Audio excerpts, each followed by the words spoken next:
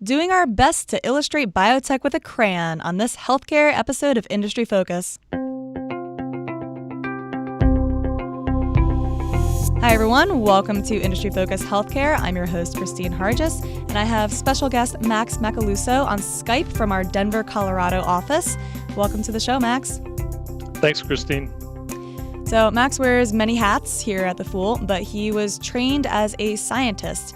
And so we wanted to do a deeper dive, but also kind of a 10,000 feet look at a lot of the science behind some of these different drug classes that we hear about. Peter Lynch, famous investor, says, never invest in any idea you can't illustrate with a crayon. So at the risk of getting too weedsy, we wanted to take some of our concepts that we talk about in the drug developing world and see if we can make them a little bit more draw with a crayon-able. So first off, I want to ask you, Max, is your approach, due to your science background, is it different when you're looking at biotech or pharma stocks, or do you think it's the same sort of financials nitty-gritty as somebody without a scientific background? Well, it's a good question. And the first thing I need to be cautious of typically is not to be drawn in by the scientific story. And in order to avoid that, I've developed a very simple framework that I'm sure people have heard me talk about before. I just refer to it as the 3Ps. And that also helps you distinguish between some of the big pharmas and the smaller biotechs. And the 3Ps stand for portfolio, patents, and pipeline. So we can look at each one in a little bit more detail. The portfolio, Christine, as you know, is just the drugs that the company currently has on the market. This, as an investor, will help you identify what the sales drivers are. It'll also let you know whether or not they have any products on the market. A lot of smaller biotechs are still pre-commercial stage, and the valuation is driven by what's in the pipeline, which we'll get to in a little bit. So portfolio is the first P. The second P is patents. So that answers the question, how long will the company have patent protection on the drugs in its portfolio? We know that once drugs go off patent, generic competition enters the market, and typically those drugs lose about 90% of their sales. So it can be devastating if a company doesn't have another drug coming up through to replace that dropped revenue. And that brings us to the third part. The last P is pipeline. So when drugs come off patent, looking a few years ahead, does the company have anything in its pipeline that has a good chance of FDA approval that is potentially in a big market that can close that gap? So typically, the 3Ps, portfolio, patents, and pipeline is where I start. That gives you a clue as to whether this is a big pharma, which already has drugs on the market, or a small biotech that's still pre-commercial stage. And then after I look at those, just to get my feet wet when I'm looking at a new stock, then I dig into the financials. Okay, so in looking at particularly portfolio and pipeline, maybe not as much patent, it seems like it would be really helpful to understand some of the science of what's going on. And as you mentioned, you don't want to be fooled by a good scientific story. And of course, this is fool with the lowercase f here. But it's still very helpful to know exactly what makes a certain class of drugs competitive or maybe vulnerable to risks of a new and even better class coming up. So with that, we want to focus today on just a couple of types of drugs and getting a better understanding of how they work.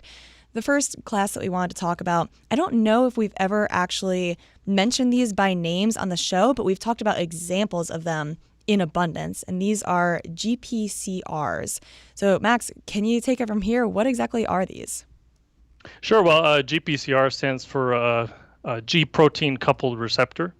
They're also called serpentine receptors. It's kind of a neat name, only because they're composed of 7 helices that kind of wind up and down in the cell membrane, and so they're like used a snake? like a snake, exactly. Nice. I mean, they don't really look like that, but all of the images that are based on the crystal structures kind of look like that, hence So the name. if you have your crayon box out, start drawing a snake. Exactly. But they're used for signaling. Essentially, something will bind to the outside of that receptor, outside of the cell, and that causes a reaction within the cell. So it's kind of like a telegram. Someone knocks on the door, hands a telegram to the person delivers the message. So they're not actually entering through the door, they just relay a message. That's called a signal cascade. And GPCRs are very prevalent throughout the body, and they modulate a lot of different biological processes. So Christine, for instance, did you have a cup of coffee this morning? I did not. I'm trying to wean myself off of it, but I know plenty of Okay. people that did. Well, I certainly did, and I like a little bit of sugar in my coffee. So, the sensation of both bitter and sweet tastes are modulated by GPCRs, as well as other senses like sight and smell. There are also cardiovascular functions, and even mood. Certain types of moods, like happiness, are modulated by GPCRs, like serotonin receptors. So, they're very prevalent for a variety of biological processes. So, how exactly are they important to the drug industry? Well, it might be surprising, but around 30% of prescription drugs currently on the market target a GPCR. So they've been around for a long time, and it's still a very hot area of research. One example is Heptares. This is a GPCR specialist who was recently acquired for around $400 million, and there are a number of companies working in this area. And also, just to put this in context, a crystal structure of the first human, or I should say the first crystal structure of a human GPCR won the Nobel Prize in 2012. And that paper was published in 2007. So, often with the Nobel Prizes, it could take a couple decades, 3 decades, 4 decades to be recognized for work. In this case, it was only 5 years. So GPCRs are incredibly important to the drug industry. They'll continue to be. And there are a lot of prominent examples of drugs that target this class of proteins. Zyprexa from Eli Lilly that treats schizophrenia is one example. You probably heard of Clarinex as well. That's a popular antihistamine made by Merck.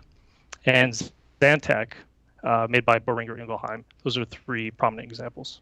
Yeah, to add to that list, because there really are a ton of them, we've got Advair Diskus from GlaxoSmithKline, Abilify, OxyContin. There are really a ton of these.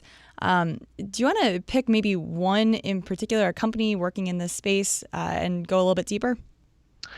Sure. Well, I think a lot of listeners are familiar with Arena Pharmaceuticals. It's very active in this field. It has one FDA-approved drug for the treatment of obesity. It's called Belviq. Christine, I don't know if you've talked about it on the show before. I would be surprised if we haven't. Yeah, the obesity drug makers definitely garnered a lot of interest, particularly in the early goings of these drugs. Really, really huge promise. Clearly, obesity is something that a lot of people are struggling with. And so you look at that market and you say, oh, man, if somebody could create a good drug to minimize obesity, that should be huge. But Exactly, it should be. If you look at the performance of Arena over the last year, the shares have dropped around 65%, and over the last 10 years, they've dropped around 90%. And a lot of that decline has been driven by the hype around obesity medications and, unfortunately, the poor sales that have followed the launch. So, like you said, a lot of companies were competing for a piece of this market. They all found that demand for the drug for this indication just was not as robust as they previously thought.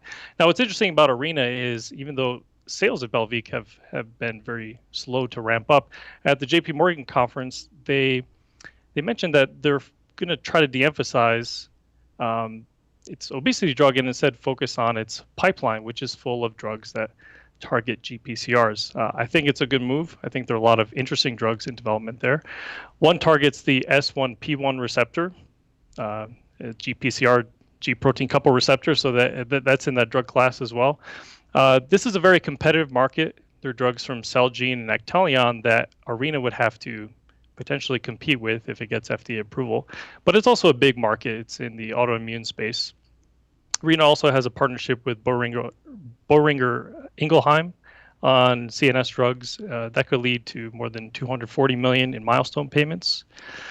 But, look at Arena's cash burn. It's around $100 million last year. It does have $150 million in cash, so there's not an immediate cash crunch coming. But as an investor, I would say wait until you see some of the readouts from its phase 2 trials. Don't focus too much on the phase 1 trials in this pipeline. It's still way too early to attribute any value to those. So, I would say wait for readouts from the phase 2 trials before revisiting it. And at the same time, there are other companies that we'll talk about later in the show that have even deeper pipelines than Arena. Yeah, I think the concept of let's wait and see is pretty directly relevant to the next class of drugs that we wanted to talk about, which is RNAi. Yeah, RNAi is another incredibly interesting class. It refers to RNA interference. So to put it all in context, there's a cascade of information that goes from DNA to RNA to the creation of proteins. So RNA helps make proteins like GPCRs and little peptides that bind to GPCRs in the body. Um, and we just talked about how many drugs target GPCR. So what RNA interference does is it moves the process further upstream. Instead of tackling the disease by targeting the protein, you move one step up and interfere with the creation of that protein by attacking messenger RNA that would translate the, the genetic code into a protein. So it's referred to as gene silencing.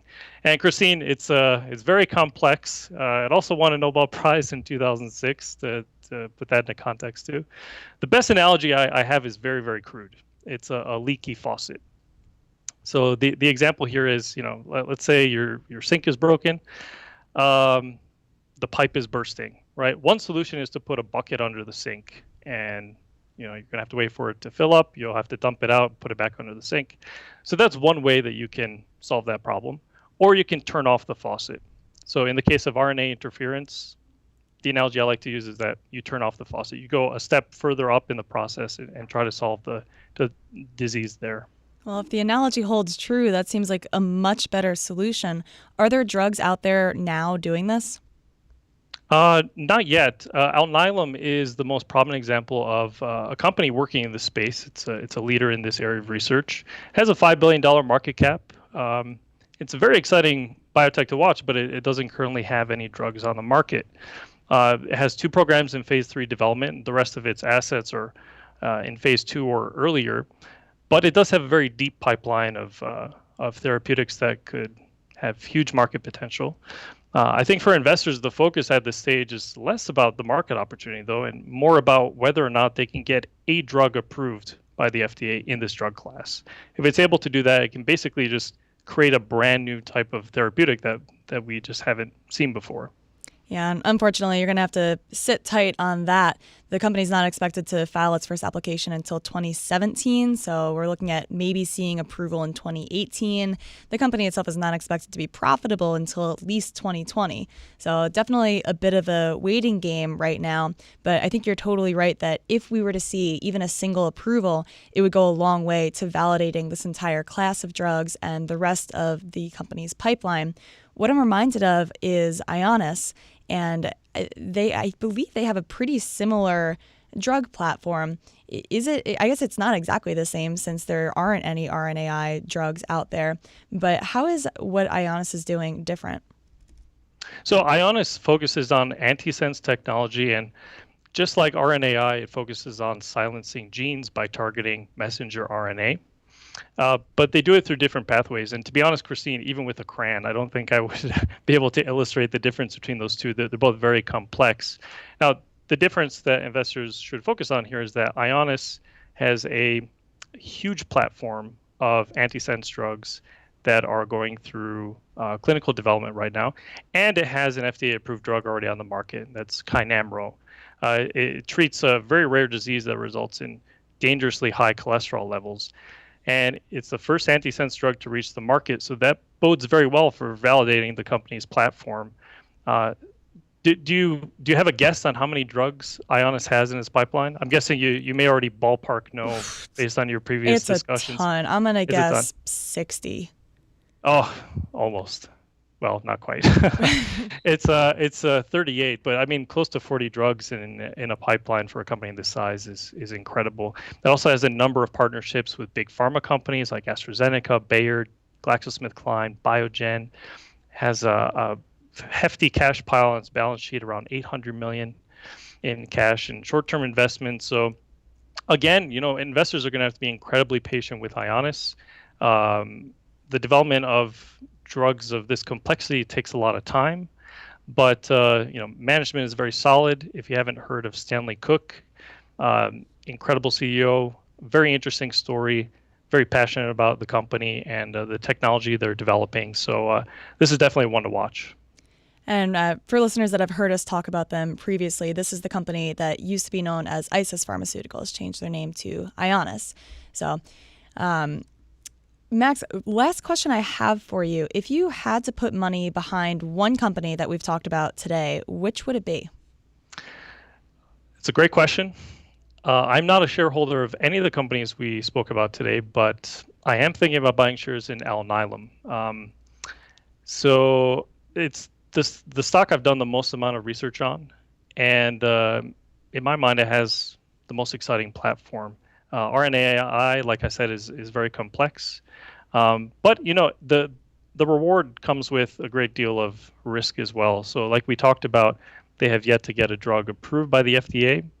If that happens, I'll feel more comfortable investing in it, only because it'll validate the platform. But if I were to put an investment behind one of these stocks, it would probably be Alnylam. Sounds like a good choice. As always, people on the program may have interest in the stocks they talk about, and the Motley Fool may have formal recommendations for or against. So don't buy or sell stocks based solely on what you hear. Max, thank you so much for joining me today. This was fun.